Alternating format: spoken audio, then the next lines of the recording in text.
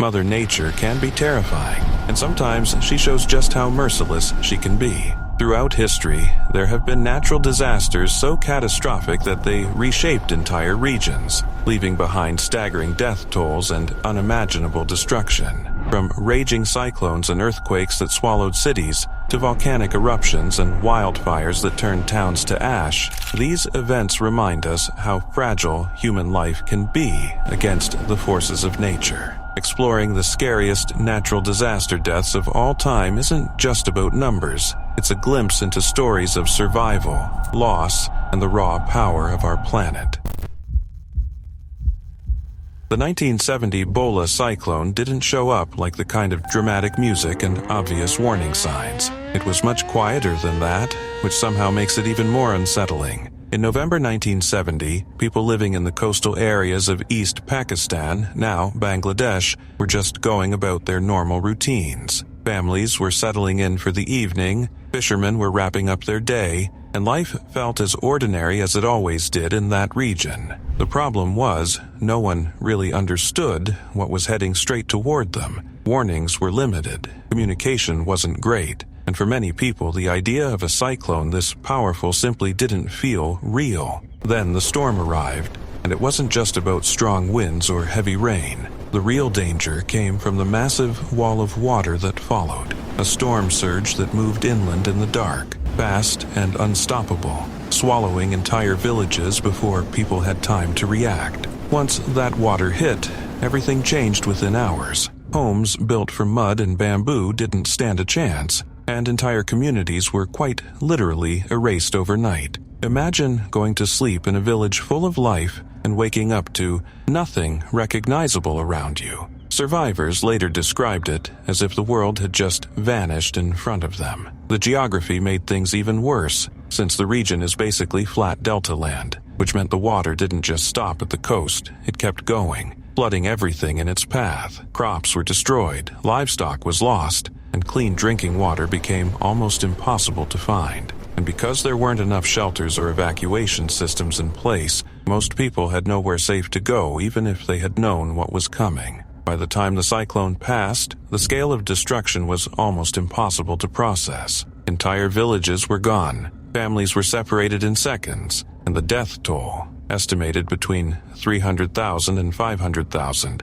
is so large that it's hard to even wrap your head around it. And if that wasn't enough, the aftermath brought a whole new set of problems. Survivors were left dealing with injuries, hunger, and disease, all while trying to make sense of what had just happened. Relief efforts from the government of Pakistan at the time were widely seen as slow and inadequate, which only added to people's frustration and grief. It wasn't just about the storm anymore, it started to feel like people had been completely abandoned in one of the worst moments of their lives. That anger didn't just fade away either. In fact, it became one of the factors that contributed to the tensions leading up to the Bangladesh Liberation War. So, while the Bhola cyclone is remembered for its massive death toll, it's also remembered for how it exposed deeper issues and changed the course of history. It's one of those events that reminds you just how powerful nature can be, and how much worse things can get when preparation and response fall short at the same time.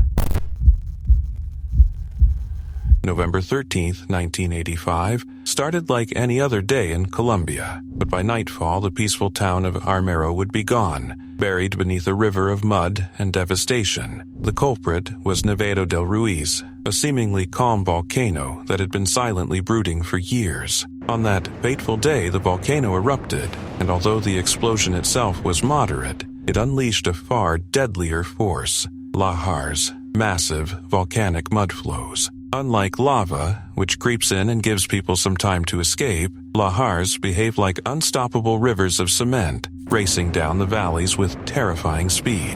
When Nevado del Ruiz's eruption melted the snow and ice at its summit, it created torrents of these lahars that surged down the mountainside toward Armero. The residents of the town, many of whom were asleep or unaware of the warnings, had almost no chance to escape. Within minutes, the town was swallowed by thick mud, destroying homes, schools, and streets, and claiming the lives of approximately 23,000 people. The scale of the disaster was staggering, and the horror of the scene, with entire families buried together and neighbors lost forever, remains etched into history. One of the most tragic aspects of this disaster was how preventable it could have been. Scientists had already detected signs of increasing volcanic activity in Nevado del Ruiz months before the eruption, and warnings were issued by volcanologists. However, communication failures, bureaucratic delays, and general disbelief among local authorities and residents meant that the evacuation never happened.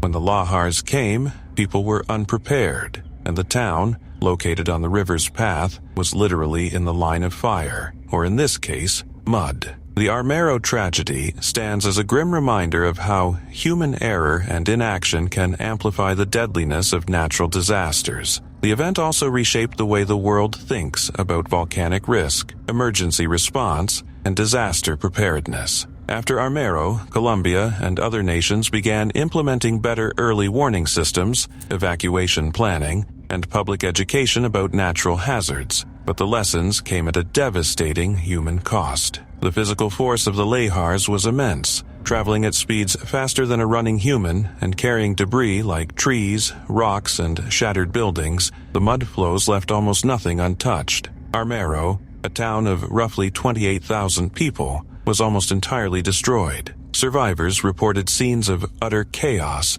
with families trapped on rooftops, people clinging to anything that could float, and the constant roar of mud surging through the streets. Emergency services were overwhelmed, and rescue operations were hindered by the thick, sticky mud, which made movement nearly impossible. The tragedy extended beyond immediate deaths, as countless survivors lost their homes, belongings, and livelihoods, turning the disaster into a long-term humanitarian crisis. International aid eventually arrived, but it could never replace what had been lost. Looking back, the Nevado del Ruiz eruption is a haunting case study in the intersection of natural hazards and human vulnerability. The volcano itself is part of the Andean volcanic belt, a region with numerous active volcanoes, yet the combination of snow-capped peaks and human settlements in their valleys created a deadly recipe. The Armero tragedy reminds us that natural disasters are not always about the magnitude of the event itself, but about the preparedness, awareness, and decisions of the people affected. The legacy of 1985 continues to influence disaster management worldwide, serving as a sobering lesson in humility, respect for nature, and the need for vigilance in the face of potential catastrophe. It is a story of loss, survival, and the stark consequences when warning signs are ignored, a tragedy that changed Colombia forever. From the frozen slopes of Nevado del Ruiz to the mud-choked streets of Armero, the event illustrates the devastating combination of natural power and human oversight. It is a reminder that disasters can strike quietly and swiftly, that preparation and awareness can save lives, and that respect for the forces of nature must always be maintained. Armero may be gone, but its story endures, shaping how the world approaches disaster preparedness, warning systems, and the study of volcanic hazards for generations to come.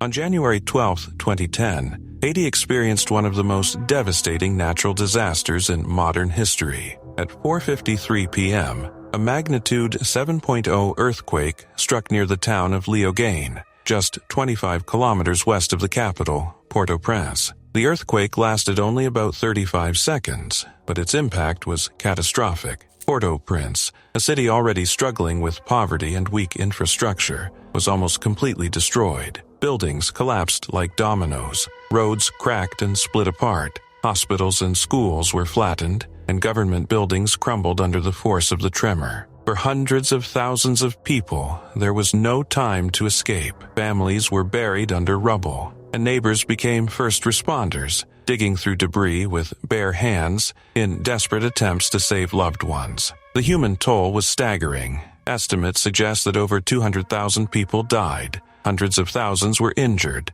and around 1.5 million were left homeless. The scale of destruction shocked the world, highlighting the vulnerability of a country that had long faced economic and political challenges. Entire neighborhoods were flattened, leaving survivors traumatized and disoriented, and the disruption to everyday life was immense. The disaster revealed just how fragile Haiti's infrastructure had become. Many buildings in Port-au-Prince had been poorly constructed, often without adherence to basic building codes, and were unable to withstand even a moderate earthquake. Hospitals were destroyed, limiting the capacity to treat the injured, and emergency services were quickly overwhelmed. Roads were blocked by debris, slowing rescue and relief efforts, and leaving thousands trapped without aid for hours or days. International organizations, NGOs, and neighboring countries rushed to provide assistance, but logistical challenges hampered the immediate response. Relief teams faced difficulties reaching remote areas, coordinating medical care,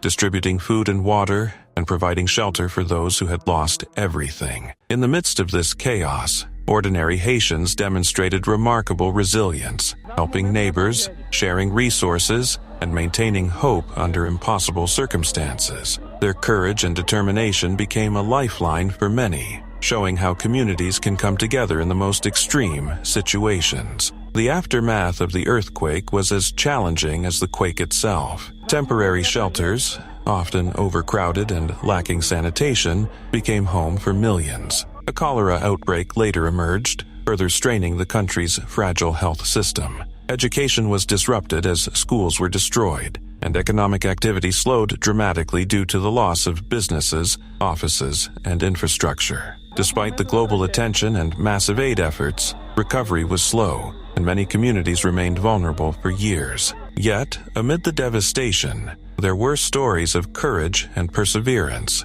Communities worked to rebuild schools and markets, and individuals found ways to recover and support one another. The 2010 Haiti earthquake stands as a tragic reminder of the destructive power of nature, the importance of disaster preparedness, and the enduring strength of human resilience. It forced the world to confront the consequences of poverty and weak infrastructure in disaster-prone regions, and underscored the urgent need for coordinated international support to help vulnerable nations respond to crises. While the earthquake claimed hundreds of thousands of lives, it also revealed a remarkable capacity for solidarity and survival, showing that even in the face of overwhelming loss, hope and determination can endure.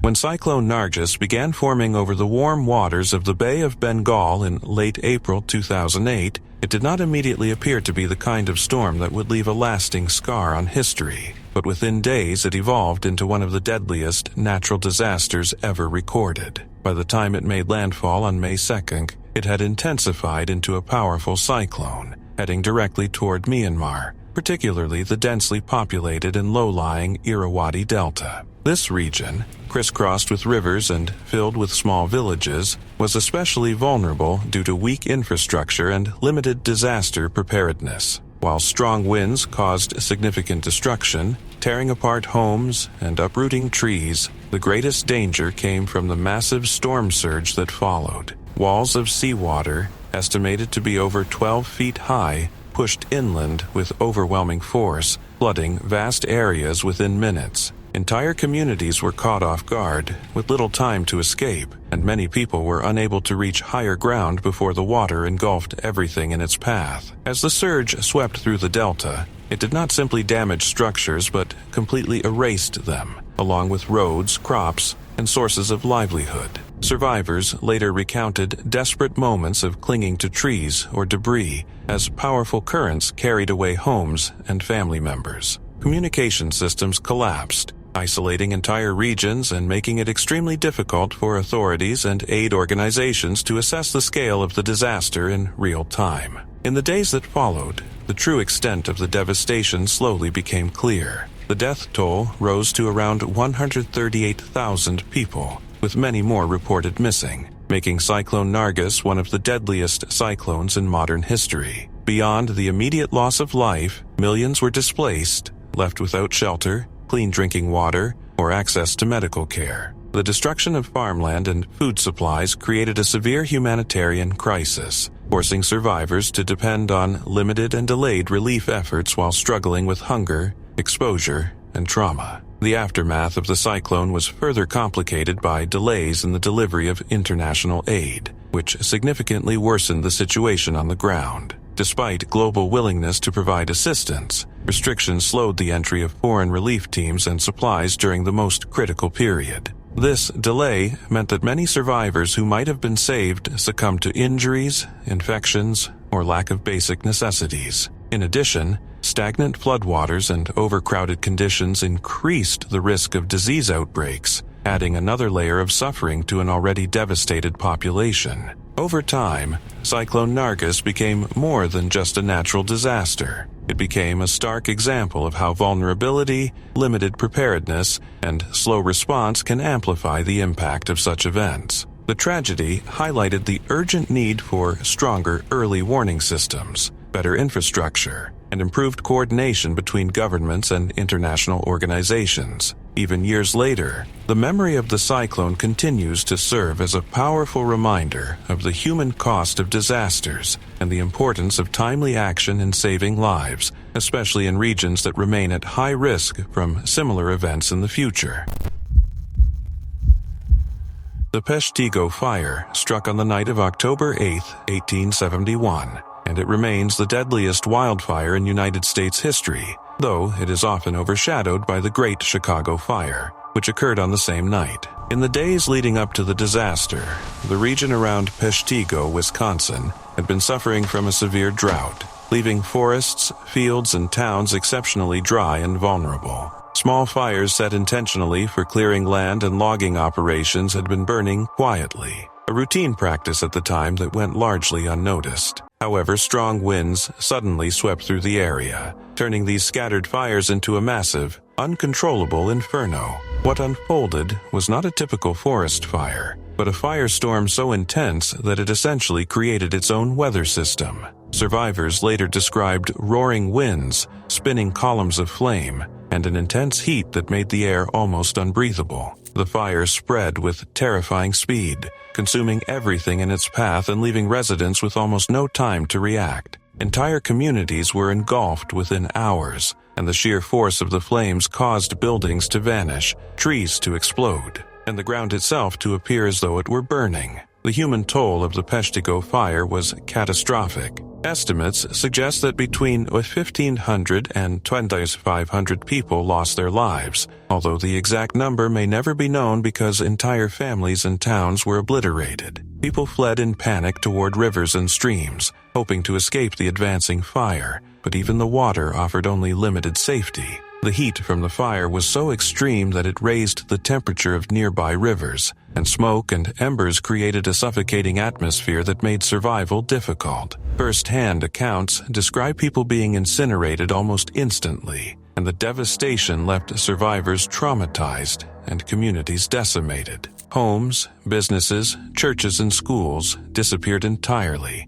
leaving only scorched remnants behind. The tragedy was compounded by the fact that it occurred in a relatively rural area, which meant there was little immediate help available. Entire landscapes were changed overnight, and the region took decades to recover fully. Despite the immense scale of human suffering, the fire received limited national attention at the time because it coincided with the Great Chicago Fire, which affected a major city and dominated newspaper coverage. The Peshtigo fire stands as a chilling example of how environmental conditions, human activity, and extreme weather can combine to create disaster. The fire demonstrated the destructive potential of firestorms and the vulnerability of communities without adequate warning systems or fire prevention measures. It also highlighted how quickly ordinary circumstances, such as routine land clearing, can escalate into life-threatening catastrophes under extreme conditions. Today, the Peshtigo fire is studied not only as a historical tragedy but also as a case that informs modern firefighting strategies and disaster preparedness. Its legacy serves as a warning of the consequences of neglecting environmental signals and underestimating the speed and intensity with which natural disasters can strike. Remembering Peshtigo is crucial, not only to honor those who lost their lives, but also to understand how natural forces can overwhelm human settlements, reminding us that even familiar landscapes can transform into deadly hazards in the blink of an eye.